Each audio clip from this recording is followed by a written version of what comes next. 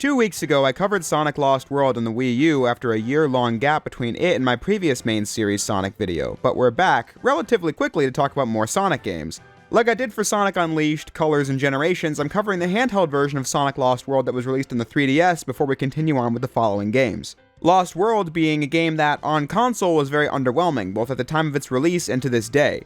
I feel better about Lost World than I used to, but not in a way to where I have anything super nice to say about it.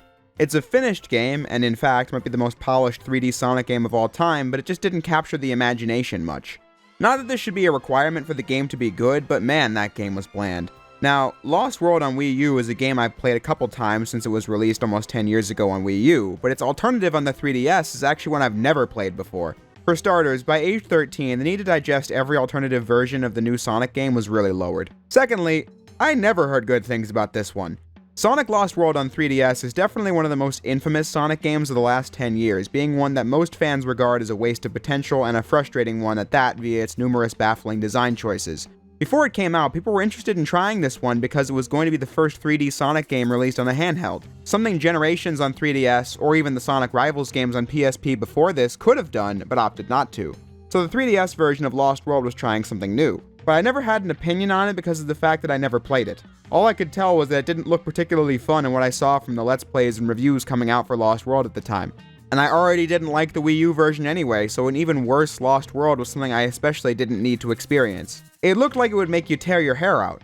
And keeping your hair is a good thing, which is why I decided to partner with Keeps to be the sponsor of today's video. Keeps is a subscription service that helps men keep their hair. 2 out of 3 guys will experience hair loss by the time they're 35, and Keeps offers clinically proven, research-backed treatments to stop hair loss and improve hair growth. Whether you're looking to prevent hair loss, stimulate hair growth, or just take better care of the hair you have, Keeps is a brand to rely on as subscribers get 24/7 support with a network of medical advisors, prescribers, and care specialists to help you in achieving your goals.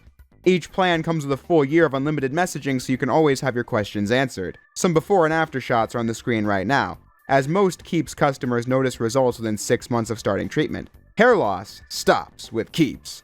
To get 50% off your first order, go to keeps.com/jaysreviews or click the link in the description. That's keeps.com/jaysreviews. Now, having said that, let's return to the subject matter of the video, which is Sonic Lost World on Nintendo 3DS. When comparing Lost World on console to the handheld version, it's interesting to note how we don't have that much to talk about besides the gameplay and level design, because in most other respects it lines up with the console counterpart.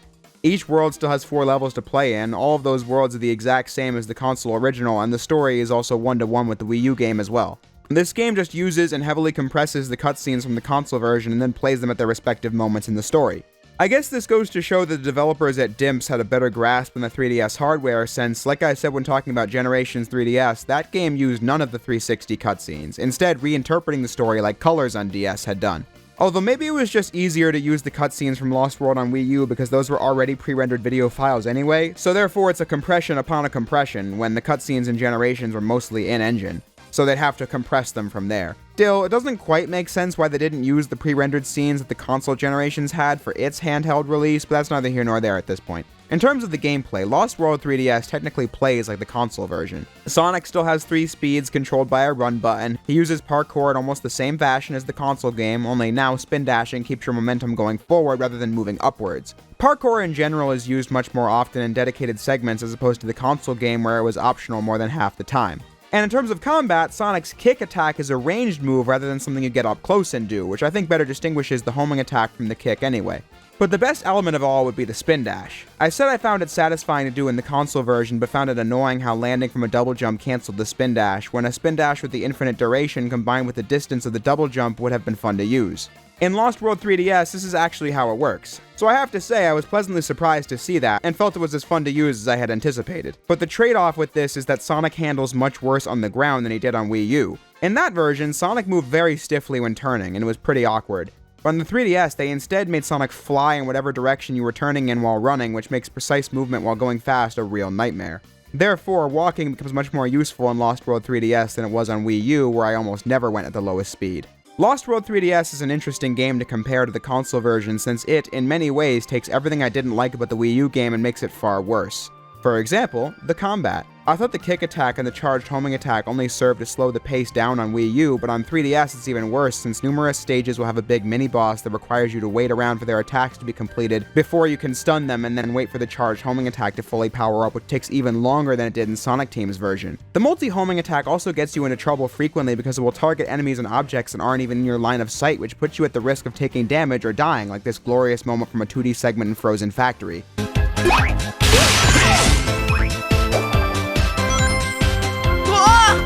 Yeah, what an idiot I am for my inability to predict that. Then the handheld game takes the gimmicky aspect of the original and ramps that up to 11 as well. I feel like the task of creating a 3D Sonic platformer on the 3DS wasn't something so unachievable that they needed to pad the game out the way they did, but regardless, you spend several levels across the campaign doing miscellaneous tasks, like solving puzzles where you lead balls into slots and then kick them so the ball is stunned, leaving it in place for you to make it through the door that's open now. Repeat the process 14 more times. That was a sentence. Or pushing a snowball in the snow until it grows big enough to hold down a switch or fit into a slot. Repeat the process 20 more times while being chased by a killer snowball. Or solve a maze where you get teleported to random spots, making it so you have to find which teleport is the real one. Riding on a missile with gyro controls for an entire level. Pushing fruits onto switches to teleport said fruits onto this elevator with a blender that you push the fruit into that rises the platform higher and higher. That was another sentence I definitely just said. Hopefully you get the picture. The game is more random than the console version, and that's because it's an onslaught of not even mini-games, but just objectives that have nothing to do with the fast-paced action platforming. And it gets very repetitive very fast. Lost World on 3DS takes things I didn't like on Wii U and made them worse, like I said, and alternatively, it takes things I didn't like and then flips them on its head and makes the experience even worse in the process. For example, I thought the wisps were pretty shoehorned into Lost World on Wii U. On 3DS, you better get used to them because they're everywhere. Entire stages that are solely based around controlling wisp powers, like a 3D underwater drill wisp I could barely get the hang of, or a 3D asteroid wisp you need to absorb materials with in order to get big enough to damage a mini-boss or do tight platforming with, or swinging on poles with a lightning wisp, or worst of all, trying to carefully maneuver the gyro-controlled quake wisp that kept going whichever way it felt and often sent me plummeting into the abyss. You need this stomp ability the Quake Wisp has to hit these switches, but that's not a move you use with a button. It's only done when activating the transformation, so you need to wait it out for the bar to deplete and then grab another one, or realize you can cancel the transformation with this life icon in the bottom screen. Very intuitive stuff. The bosses are also flipped on their head, as in the console game you could clear them in 2 seconds, but here it takes several minutes. Some of those are just because of animations and attack phases going on for too long, like gathering the materials as the Asteroid Wisp to attack Zomom or aiming for Zor. But others are just because the game is not remotely telegraphing what's going on, like how the boss with Zik just completely changes the controls to be a full 360 rotation with the analog stick, which, fun fact, made me think my controls were broken for a second. Or the boss with Xena where I could barely move without the janky aiming of the lightning wisp screwing with me. The game just has dreadful boss encounters and makes you miss the fights from the console version of Lost World. And on top of all that, the game introduces new problems and headaches to the Lost World experience that are completely separate from the console version. Like, the game still has 2D levels, but now you move so quickly through them that you can barely see what's coming in front of you, so you'll crash into obstacles and enemies left and right. Especially since you can't roll into a ball in this game while on the move. By collecting 50 rings and reaching the end of the stage, you gain access to a special stage, these being almost unanimously agreed upon as the worst special stages in Sonic history. The concept is that you have to collect multicolored spheres like you did in Colors DS, but this time you control Sonic in a full Star Fox all-range mode map, but with the 3DS's gyro features. Since I played this game on the 3DS emulator, I set it up with the DualShock 4, which has gyro compatibility, so this was plenty awkward at first. But the basic gist of it is that you move around with the controller itself, and when you need to recenter, you stop moving with the triangle button and then recenter the controller yourself. No way to adjust the camera or Sonic's position or anything.